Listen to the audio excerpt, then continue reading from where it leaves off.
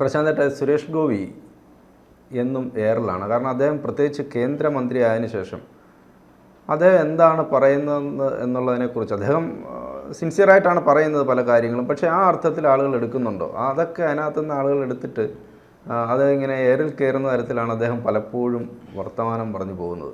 കുറച്ച് പിതത്വം പാലിക്കണ്ടേ? മന്ത്രി എന്നുള്ള നിലയിൽ ഈ ക്യാമറയും മൈക്കും കണ്ട ഉടനെ എല്ലാം പറയുക എന്നുള്ളത് നിർത്തിയാൽ അദ്ദേഹം കുറച്ചുകൂടെ ആ ഇമേജ് കാത്തു സൂക്ഷിക്കാൻ പറ്റും എന്നെനിക്ക് തോന്നുന്നു. അദ്ദേഹം ഒരു ശുദ്ധാത്മാവാന്ന് തോന്നുന്നു. അപ്പോൾ ഈ പുള്ളി എന്നും എയറിലാവുന്ന പുള്ളി ഒരു സെലിബ്രിറ്റി ആണല്ലോ. ഇപ്പം ഡബിൾ സെലിബ്രിറ്റി അല്ലേ, മന്ത്രിയാണ് പിന്നെ സിനിമാ നടനാണ്. അപ്പം ജോൺ പറയുന്നതിനകത്ത് വളരെ കാര്യമാണ്. നമ്മൾ ഇദ്ദേഹത്തിൻ്റെ ഈ പത്രസമ്മേളനങ്ങളും അല്ലെങ്കിൽ പ്രസംഗങ്ങളും ഒക്കെ ശ്രദ്ധിക്കുമ്പം അദ്ദേഹം എന്തൊക്കെയോ ഒരു വലിയ സാഹിത്യകാരൻ്റെ കൂട്ട് സംസാരിക്കുകയാണ്. അദ്ദേഹത്തിൻ്റെ മനസ്സിലിരിക്കുന്നതല്ല മൈക്കിൽ കൂടെ വരുന്നതെന്ന്, അല്ലെങ്കിൽ ജനത്തിന് മനസ്സിലാവുന്നത് എന്നുള്ളതാണ് അതിൻ്റെ പ്രശ്നം യഥാർത്ഥത്തിൽ.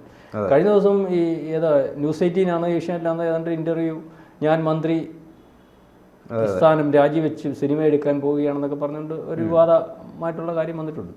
പക്ഷെ അത് അങ്ങനെ സംസാരിക്കുമ്പോൾ അല്ലെങ്കിൽ റിപ്പോർട്ട് ചെയ്യുന്ന ചാനലുകാർ റിപ്പോർട്ട് ചെയ്യുമ്പോൾ ജനങ്ങൾ കേൾക്കുമ്പോൾ അതൊരു സുഖം ഉള്ള ഒരു ഏർപ്പാടല്ല. ഒരുപക്ഷെ അദ്ദേഹം ഉദ്ദേശിക്കുന്നത് എനിക്ക് മന്ത്രിസ്ഥാനം കൊണ്ട് നടന്നാൽ എനിക്ക് ജീവിക്കാൻ മാർഗമുള്ള ആളല്ല, അല്ലെങ്കിൽ എൻ്റെ അവസ്ഥ മോശമാണ്. നേരത്തെ അദ്ദേഹത്തിൻ്റെ അവസ്ഥ അങ്ങനെ മോശമായതാണ്, കടവും പരിവട്ടവും ഒക്കെ ആയിട്ട് വന്നതാണ്.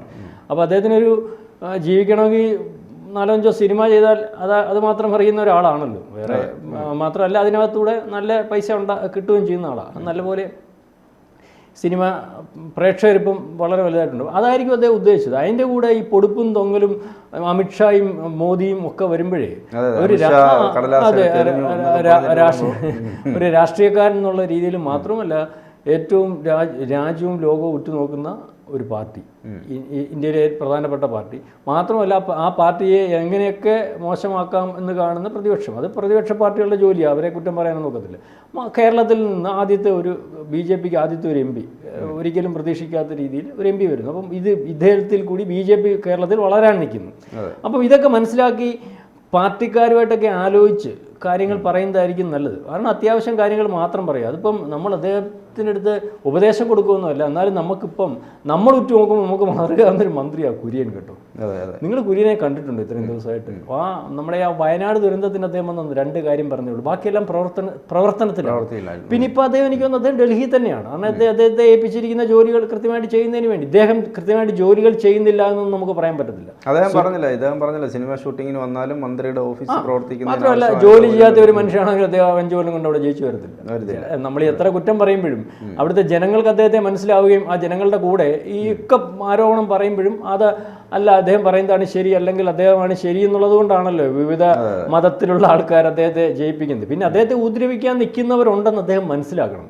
ഇത് രാഷ്ട്രീയമാണ്. രാഷ്ട്രീയം എന്ന് പറഞ്ഞാൽ എന്ത് ചെയ്താലും അതിനകത്തെ കുഴപ്പം കണ്ടുപിടിച്ച് പ്രചരണം നടത്തി മറുപക്ഷത്ത് നിൽക്കുന്നവർക്ക് കയറാൻ വേണ്ടിയുള്ള ഒരു മത്സരമാണ് രാഷ്ട്രീയം. ആണെങ്കിൽ ശരിയൊന്നും ആരും പറയണമെന്നില്ല, എത്ര ശരി ചെയ്താലും ശരിയാണെന്ന് പറയുന്നത്. അതിനകത്ത് ചെറിയ തെറ്റ് ഏതൊരു ശരിക്കകത്തും 99 ശരി ഒരു തെറ്റും കാണും. അതൊരു തെറ്റ് സംഭവിക്കാതെ ഒരു ശരി പൂർണ്ണമായിട്ടൊരു ശരി ചെയ്യാൻ പറ്റത്തില്ല. കാരണം നമ്മൾ നടന്നു പോകുന്നു, ഒരു നല്ല കാര്യത്തിന് നടന്നു പോകും. നമ്മൾ നടന്നു പോകുമ്പം നമ്മൾ കാണാത്ത എത്രയോ ജീവികൾ മരിക്കുന്നുണ്ട്, നമ്മൾ അറിയുന്നുണ്ടോ? അപ്പം ആ നല്ല കാര്യം വലുതായതുകൊണ്ട് ഇപ്പം നടന്നു ഉറുമ്പുകൾ മരിച്ചു പോകുന്നു, അല്ലെങ്കിൽ നമ്മൾ സംസാരിക്കുമ്പോൾ കണ്ടമാനം ബാക്ടീരിയകൾ മരിക്കുന്നു എന്നാണ് പറയുന്നത്. അപ്പം അത് നല്ല കാര്യം സംസാരിക്കണം, അതിനാണ് പറയുന്നത്. അപ്പോൾ ഇതുങ്ങളുടെ മരണമാണെങ്കിൽ അതിനപ്പുറം ലോകത്തിന് നന്മ കൊടുക്കാൻ പറ്റുന്ന കാര്യം സംസാരിക്കണമെങ്കിൽ, അപ്പോൾ അതുകൊണ്ട് നല്ല കാര്യം സംസാരിക്കണമെന്ന് പോലും പഴയ ആൾക്കാർ പറയുന്നത്. അപ്പം നമ്മൾ ഏത് പ്രവൃത്തിക്ക് പോയാലും, ഏത് നന്മ ചെയ്യുന്ന പ്രവൃത്തിക്ക് പോയാലും അതിനകത്ത് അല്പമെങ്കിലും തിന്മയുണ്ടാവും.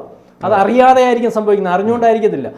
അപ്പം അത് മനസ്സിലാക്കി സുരേഷ് ഗോപി മുന്നോട്ട്. ഇപ്പോൾ കഴിഞ്ഞ ദിവസം അദ്ദേഹത്തിൻ്റെ സിനിമ എടുക്കണമെങ്കിൽ 22 സിനിമയുണ്ട്. ഞാൻ അമിത്ഷാ എടുത്ത് പറഞ്ഞു, അമിത്ഷാ ഇത് കേട്ടുകയാണ്. അമിത്ഷായുടെ ഒരു സ്വഭാവം നമ്മൾ അദ്ദേഹത്തെ നേരിട്ട് കണ്ടിട്ടില്ലെങ്കിലും അദ്ദേഹത്തിൻ്റെ പത്രസമ്മേളനങ്ങൾ, അദ്ദേഹത്തിൻ്റെ കാര്യങ്ങളും ഒക്കെ ഇത് കേട്ടിട്ട് അദ്ദേഹം ഈ വലിച്ചെറിയാനൊന്നും പോകത്തില്ല. അത് ഇഷ്ടപ്പെട്ടില്ലെങ്കിൽ പോലും അതിന് അന്നേരം ഒരു മറുപടി വളരെ കുഴപ്പമാണെങ്കിൽ തന്നെ അദ്ദേഹം കൊടുക്കാൻ സാധ്യതയുള്ളൂ. അല്ലെങ്കിൽ അതിന് വേണ്ട കാര്യങ്ങൾ അതിനെ ആലോചിച്ചെങ്കിൽ ചെയ്യത്തേയുള്ളൂ. നമുക്ക് ഓരോരുത്തരുടെ നേച്ചർ അറിയാമല്ലോ. ഇപ്പോൾ ജോൺ എന്തൊക്കെ ചെയ്യുമെന്നുള്ള കാര്യം നമുക്ക് മനസ്സിലാവും. ജോൺ അല്ലെങ്കിൽ ഞാൻ എന്തൊക്കെ ചെയ്യും, അല്ലെങ്കിൽ പ്രകൃതം കൊണ്ട് നമുക്ക് കുറച്ചും, പിന്നെ അതിനപ്പുറം നമുക്കറിയത്തില്ല, ദൂരെ നോക്കിക്കണ്ട ഒരു കാര്യമാണ്. അപ്പോൾ ഇദ്ദേഹം നേരത്തെ മന്ത്രിയായിട്ട് ആദ്യം ഇവിടെ വന്നപ്പം ചില ഇഷ്ടമുള്ള ആൾക്കാരെ പറ്റി പറയുന്നു, കരുണാകരനെ പറ്റി പറയുന്നു, മുരളിയെ പറ്റി പറയുന്നു, പത്മജയെ പറ്റി പറയുന്നു. ഇതൊക്കെ പറയേണ്ടത് അതിനപ്പുറം അങ്ങ് പോവുക.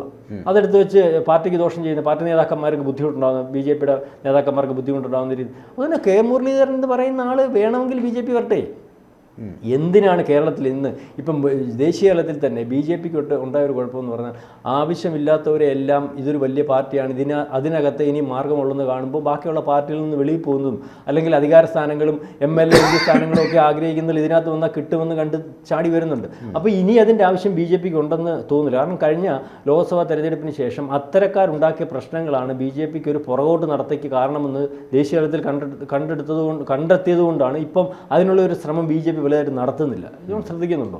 അപ്പോൾ തന്നെ ഈ കഴിഞ്ഞ ദിവസം ഷിബു സോറിൻ്റെ അല്ലെങ്കിൽ അവിടുത്തെ ജാർഖണ്ഡിലെ വിഷയത്തിൽ തന്നെ വളരെ പിളർന്നോട്ടെ, അവർ പാർട്ടി ഉണ്ടാക്കട്ടെ, അവരെ ബി ജെ പിയിലേക്ക് അങ്ങ് ആനയിച്ചു. ബി ജെ പിയിൽ വരുന്നെങ്കിൽ കയറ്റാം. ബി ജെ പിയിൽ ചമ്പൈസോ ബി ജെ പിയിലേക്ക് അങ്ങ് ആനയിക്കുന്നൊന്നുമില്ല, അതിനുള്ള ഇതൊന്നുമില്ല. കാരണം പാർട്ടി RSSന്റെ തീരുമാനം പാർട്ടി സംവിധാനങ്ങൾ ഒറ്റയ്ക്ക് പാർട്ടി മത്സരിക്കുക, പാർട്ടി സംവിധാനങ്ങൾ അല്ല അതിൻ്റെ പാർട്ടി ഗൗരവത്തിൽ വളർത്തിയെടുത്ത് പാർട്ടിക്ക് ഒറ്റയ്ക്ക് മത്സരിക്കാനും അല്ലെ പാർട്ടിയുടെ ആശയങ്ങൾ ആൾക്കാരിൽ എത്തിച്ച് പാർട്ടിയെ വളർത്തിയെടുത്ത് പാർട്ടി അങ്ങനെ പോകാനാണ്. അല്ലാതെ വേറെ ആളിൽ നിന്ന് നടത്തിയെടുക്കുന്ന രീതികൾ കുറച്ച് മാറ്റം വരുത്തി മുന്നോട്ട് പോകാനാണ് ദേശീയ തലത്തിൽ ബി ജെ പിയുടെ തീരുമാനം. അപ്പം കഴിഞ്ഞ ദിവസം സുരേന്ദ്രൻ ഈ പറഞ്ഞു കെ മുരളീധരൻ എന്തിനാണ് വരുന്നത്? ജോണെ കെ മുരളീധരൻ വരുന്ന ഒരു അവസ്ഥ വന്നാൽ മുരളീധരന് കോൺഗ്രസിനകത്ത് കേരളത്തിൽ പോലെ കോൺഗ്രസിനകത്ത് ഒരു മാർഗ്ഗമില്ലാതെ വരുമ്പോഴാണ് കെ മുരളീധരനകത്ത് വരുന്നത്. ഇതിനകത്ത് കെ മുരളീധരനെ കയറ്റുന്നതിന് പരമ്പരാഗതമായിട്ട് ഈ ജോർജ് കുര്യൻ്റെ കൂട്ടമല്ല ഒരു കാലത്തും ഒരു ഗതി ഉണ്ടാവുമെന്ന് ബി ജെ പി ഗതി ഉണ്ടാവുമെന്ന് വിചാരിക്കാത്തതും കേരളത്തിൽ നിന്ന് വിചാരിക്കാത്ത സമയത്ത് കേരളത്തിൽ നിന്ന് ഈ പാർട്ടിക്ക് വേണ്ടി നിന്ന് അന്നും ഇന്നും പോരാടുന്ന ആൾക്കാരുണ്ട്. പാർട്ടിക്ക് മാർഗം ഉണ്ടാവുന്നത് അല്ലെങ്കിൽ പാർട്ടി സംവിധാനം ഉണ്ടാകുമ്പോൾ അവരെ നിർത്തി തന്നെ പാർട്ടി മുന്നോട്ട് നയിക്കാമല്ലോ. വേറെ പാർട്ടിക്കകത്ത് ആനുകൂല്യങ്ങളെല്ലാം കിട്ടി അതിനകത്തുനിന്ന് അവരൊഴിവാക്കുന്ന സമയത്ത് അല്ലെങ്കിൽ സീറ്റ് ഇല്ലാത്ത സമയത്തോ അല്ലെങ്കിൽ അതിനപ്പുറം ഒരു ആനുകൂല്യം ഇവിടെ കിട്ടുന്ന സമയത്തോ ഒക്കെ പാർട്ടിക്കകത്തോട്ട് കൊണ്ടുവരേണ്ട കാര്യം ഉണ്ടെന്ന് എനിക്ക് തോന്നുന്നില്ല. അതിനകത്ത് അഭിപ്രായം സുരേഷ് ഗോപിയും പറയേണ്ട, സുരേന്ദ്രന് അത് ആ ഒരു തയ്യാറെടുപ്പിലേക്ക് പോകണ്ട എന്നാണ് നമ്മുടെ അല്ലെങ്കിൽ നമ്മുടെ അഭിപ്രായം. അപ്പം ഈ രീതിയിലേക്കുള്ള അഭിപ്രായങ്ങൾ മനസ്സിലാവുന്നുള്ളൂ. ഈ സുരേഷ് ഗോപി ഒരു മന്ത്രി എന്ന നിലയിൽ നാളെ കാലത്തെ കേരളത്തിൻ്റെ പ്രതീക്ഷ എന്ന നിലയിൽ, കാരണം അദ്ദേഹം കാര്യങ്ങളൊക്കെ ചെയ്യും, അദ്ദേഹം സിനിമ എടുത്താലും കാര്യം ചെയ്യും, ഇല്ലെങ്കിലും കാര്യങ്ങൾ ചെയ്യാൻ അദ്ദേഹത്തിന് അത് ചെയ്യാതെ മുന്നോട്ട് പോകേണ്ട ഒരു അവസ്ഥയില്ല. പക്ഷേ അദ്ദേഹം തന്നെ ഡെയിലി ഇല്ലായ്മ ചെയ്യുന്ന രീതിയിലേക്ക് കാര്യങ്ങൾ ഈ പത്രപ്രവർത്തകർക്കും അല്ലെങ്കിൽ ചർച്ച ചെയ്യാൻ താല്പര്യപ്പെട്ട് നിൽക്കുന്നവർക്കും ഒക്കെ ഇട്ടുകൊടുക്കാൻ ഉള്ളൊരു മാർഗമുണ്ടാക്കി മുന്നോട്ട് പോകാതിരിക്കുക. ഇപ്പം ബി ജെ പിയുടെ 2024 തെരഞ്ഞെടുപ്പിന് ശേഷം ബി ജെ പിയുടെ അവസ്ഥ എല്ലാവരും ഉറ്റുനോക്കുന്ന അല്ലെങ്കിൽ പ്രതീക്ഷയോടുകൂടി എല്ലാവരും നോക്കുന്ന ഒരു അവസ്ഥയാണ്. വളർച്ചയുടെ ഒരു കാലമാണ്. അതിനകത്ത് ബി ജെ പി അപ്രീമെന്ന് നിൽക്കുന്ന പല ജാതി സംഘടനകളും അല്ലെങ്കിൽ സമുദായങ്ങളും ഒക്കെ എന്നെ സഹായിക്കാൻ തയ്യാറായി നിൽക്കുന്നു. അങ്ങനെ സഹായിച്ചതുകൊണ്ടൊക്കെയാണല്ലോ ബി ജെ പി ഇത്തരത്തിലൊരു വിജയമൊക്കെ നേടാൻ സാധിക്കുന്നത്.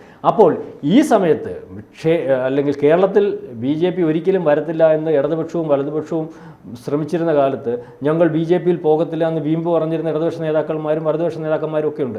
അത് ബി ജെ പിയുടെ കുഴപ്പം കൊണ്ടോ അല്ലെങ്കിൽ അവരുടെ ആ സംശുദ്ധ രാഷ്ട്രീയത്തിൻ്റെ ഗുണം കൊണ്ടോ ഒന്നുമല്ല. ബി ജെ പി ഒരു കാലത്തും രക്ഷപ്പെടത്തില്ല, അതിനകത്ത് പോയിട്ട് കാര്യമില്ല എന്നുള്ളത് കൊണ്ടാണ്. ഇപ്പം എന്തെങ്കിലുമൊക്കെ കാര്യം പറഞ്ഞ് കെ മുരളീധരനോ അല്ലെങ്കിൽ വേറെ ചിലരോ ഒക്കെ ഇതിനകത്ത് വരുന്നുണ്ടെങ്കിൽ അവർക്ക് ഇതിനകത്തു നിന്ന് അല്ലെങ്കിൽ ബി ജെ പിക്ക് നേട്ടമുണ്ടാക്കാൻ പറ്റുന്ന ഒരു കാലഘട്ടമാണ് ഇനിയും വരാൻ പോകുന്നത് എന്നാണ് അതിൻ്റെ അർത്ഥം എന്ന് മാത്രം മനസ്സിലാക്കിയാൽ മതി. മാത്രമല്ല നമ്മൾ കണ്ടിട്ടുണ്ടല്ലോ ഇതിനകത്ത് പലരെയും ബി ജെ പി ഇപ്പം ഏറ്റെടുത്തിട്ടുണ്ടല്ലോ. ഇവരെയും കൊണ്ട് ബി ജെ പിക്ക് പ്രത്യേകിച്ച് ഗുണമൊന്നും ഉണ്ടായിട്ടില്ലല്ലോ. കാരണം നമ്മുടെ ആരുടെയും പേരെടുത്തൊന്നും പറയുന്നില്ല. അതുകൊണ്ട് ബി ജെ പി അന്ന് ഏറ്റെടുത്തതിനകത്ത് ബി ജെ പിക്ക് ദേശീയ തലത്തിൽ ചില അജണ്ടകളൊക്കെ ഉണ്ടാകും. നമ്മുടെ പ്രതിരോധ മന്ത്രിയായിട്ടുള്ള ആന്റണിയുടെ മകൻ നമ്മളെ വന്നു കണ്ടു. ഇപ്പോൾ അതിനകത്ത് നമുക്ക് ബോധ്യമാകുന്ന രീതിയിൽ പുള്ളിയുടെ പ്രവർത്തനമൊന്നും നമുക്ക് വലുതായിട്ട് മനസ്സിലാവുന്നില്ല. കാരണം ദേശീയ തലത്തിൽ AK ആന്റണിയുടെ മകൻ ബി ജെ പിയിൽ വന്നെന്ന് വടക്കേ ഇന്ത്യയിൽ അവർക്ക് പ്രചരണം നടത്താൻ അന്നൊരു കാരണമുള്ള ആയതുകൊണ്ട് കേരളത്തിൽ പ്രത്യേകിച്ച് ഗുണമുണ്ടെന്ന് എനിക്ക് തോന്നുന്നില്ല. എൻ്റെ തോന്നലാണോ അബദ്ധധാരണയാണോ എനിക്കറിയില്ല. പത്മജ വേണുഗോപാലിന്റെ ഇല്ല. പിന്നെ പത്മജ വേണുഗോപാലിന്റെ കാര്യം കർണാന്റെ മകനപ്പുറം താഴെത്തട്ടിലുള്ള ആൾക്കാരുമായിട്ടൊന്നും ബന്ധമുള്ളൊരു കോൺഗ്രസ്സുകാരിയാണെന്ന് എനിക്ക് തോന്നിയിട്ടില്ല. ചിലപ്പോൾ നമ്മുടെ തോന്നലായിരിക്കും, അവർക്ക് ബന്ധം കാണും. പക്ഷേ അവരെ കൊണ്ട് ബി ജെ പിക്ക് പുതിയ ഒരു പ്രദേശത്തെ കോൺഗ്രസിനെ വലിച്ചുകൊണ്ട് വരാനോ അല്ലെങ്കിൽ കോൺഗ്രസിനെ കൺവേർട്ട് ചെയ്ത് ഇങ്ങോട്ട് കൊണ്ടുവരാനോ ഒന്നും സാധിച്ചതായിട്ട് നമുക്ക് തൃശ്ശൂരിൽ നിന്ന് മനസ്സിലാവുന്നില്ല.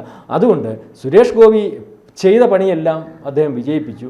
അപ്പം ആ പണി അദ്ദേഹത്തെ ഏൽപ്പിച്ച ജോലി ഏൽപ്പിച്ചവർക്ക് പ്രതീക്ഷയ്ക്ക് ഉതകുന്ന രീതിയിൽ വളർത്തിയെടുത്തുകൊണ്ട് പോയി അദ്ദേഹത്തെ വിശ്വസിച്ച് നിന്ന ഒരു പാർട്ടിയുണ്ട്. ആ പാർട്ടിക്ക് നാളെ കാലത്ത് ഒരു ഗുണമുണ്ടാകുന്ന രീതിയിലൊക്കെ ഉള്ള പ്രവർത്തനവും സംസാരവും ഒക്കെ ആയിട്ട് മുന്നോട്ട് പോകണം. സുരേഷ് ഗോപി സിനിമ എടുക്കണം എന്ന് പറയുന്നതിൻ്റെ കാരണം സുരേഷ് ഗോപിയുടെ ജീവിക്കാൻ ഈ മന്ത്രിപ്പണി പറ്റത്തില്ല. അദ്ദേഹത്തിൻ്റെ കാര്യങ്ങളും ജീവിത രീതിയും അല്ലെങ്കിൽ അദ്ദേഹത്തിന് ആരെയൊക്കെ സഹായിക്കണമെങ്കിലും അത്യാവശ്യം ഒരു സിനിമ എടുത്താൽ ഒരു 8-10 കോടി രൂപ കിട്ടും. അതിനകത്തുനിന്ന് ഈ പറയുന്ന പോലെ അദ്ദേഹത്തിന് സഹായിച്ച് മുന്നോട്ട് പോകുന്നതിനും അദ്ദേഹത്തിന് സംശുദ്ധ രാഷ്ട്രീയം നടത്തുന്നതിനും നടത്തുന്നതിനും ഒക്കെയാണ്. അത് ഇന്ന് അദ്ദേഹത്തെ അടുത്തറിയുന്നവർക്ക് മനസ്സിലാവും. പക്ഷേ അത് പത്രക്കാർ പ്രചരിപ്പിക്കുമ്പോൾ വേറെ രീതിയിലാണ്.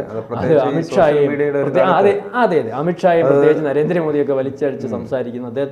അദ്ദേഹത്തിന് അവരുമായിട്ടൊക്കെ നല്ല ബന്ധമുണ്ട്. അതുകൊണ്ട് തന്നെയാണ് അദ്ദേഹത്തിനുള്ള സീറ്റ് കിട്ടുകയൊക്കെ ചെയ്തത്. കാരണം ഇപ്പോൾ കഴിഞ്ഞ ദിവസം വയനാട്ടിൽ വന്നപ്പോഴും പ്രധാനമന്ത്രിയുമായിട്ടുള്ള ബന്ധം ആ വരവിനും പോക്കിലും ഒക്കെ എല്ലാവർക്കും മനസ്സിലാവും. അപ്പം അതങ്ങനെ തന്നെ മുന്നോട്ട് പോയി അവരുടെ പ്രതീക്ഷയ്ക്കൊത്ത് ഉയർന്ന്, ജനങ്ങളുടെ പ്രതീക്ഷയ്ക്കൊത്ത് ഉയർന്ന് ഒരു നല്ല രാഷ്ട്രീയക്കാരൻ്റെ നിൽക്കണമെന്നാണ് നമുക്ക് അഭിപ്രായപ്പെടാനുള്ളത്. ഇത് വെച്ചിട്ട് സുരേഷ് ഗോപി അവസാനം നമുക്ക് അവസാനിപ്പിക്കാൻ അതാ പറയാനുള്ളത്, രാഷ്ട്രീയക്കാരനാകുക. അതെ, രാഷ്ട്രീയക്കാരനാണെന്ന് പറഞ്ഞാൽ സംശുദ്ധ രാഷ്ട്രീയക്കാരൻ, നല്ല രാഷ്ട്രീയക്കാരൻ, ജനം പ്രതീക്ഷിക്കുന്ന രാഷ്ട്രീയക്കാരൻ. ഇപ്പോഴത്തെ രാഷ്ട്രീയക്കാർ പലരെയും പോലെയല്ല.